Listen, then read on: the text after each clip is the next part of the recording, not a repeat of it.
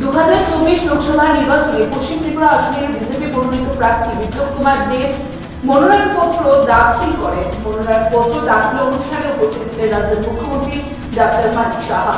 হরিয়ানার বর্তমান এবং প্রাক্তন মুখ্যমন্ত্রী ছিলেন মহারাজা প্রদ্যুৎ কিশোর দেববর্মন সহ অন্যান্যরা। মনোনয়নপত্র দাখিল করলেন সাত রামনগর বিধানসভা কেন্দ্রের উপনির্বাচনী বিজেপি প্রার্থী দীপক মজুমদার।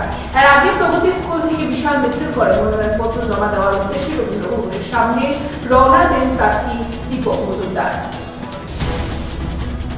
উল্লেখ্য, এলাকার জনপ্রিয় বিধায়ক সুরজিৎ দত্তের প্রয়াণে রামনগর কেন্দ্রে উপনির্বাচন অনুষ্ঠিত হতে যাচ্ছে। দীপক মজুমদার রামনগর কেন্দ্রের প্রার্থী হওয়ায় এবং শুধুমাত্র মনোনয়ন প্রক্রিয়ায় উপস্থিত থাকার জন্য বেঙ্গালুরু থেকে ছুটে আসে সুরজিৎ দত্তের স্ত্রী প্রতিমা দত্ত।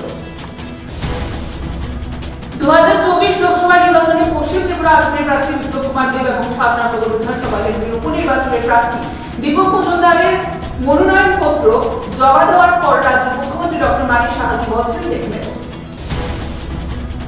আমার বন্ধু বিপ্লব কুমার দেবকে আমি সমর্থন করি, বললেন মহারাজা প্রদ্যুৎ কিশোর দেববর্মন। আসন্ন লোকসভা নির্বাচনে ত্রিপুরা মথা আইপিএফ এবং বিজেপি একসঙ্গে ত্রিশূল হয়ে ত্রিপুরাতে একটি নতুন অধ্যায় সৃষ্টি করবে, বললেন মহারাজা প্রদ্যুৎ কিশোর দেববর্মন।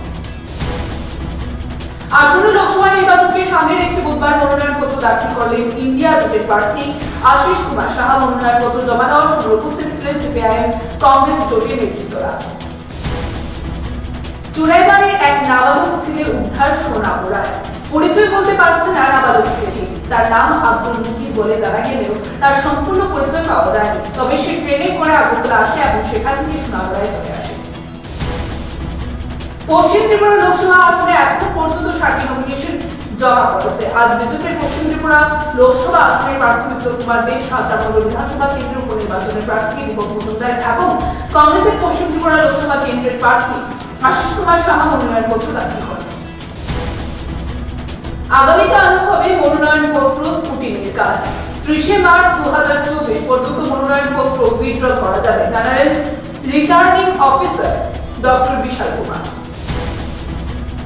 অপরাধ জগতের আরো একটি কেন্দ্রবিন্দু হল বিশালগড়।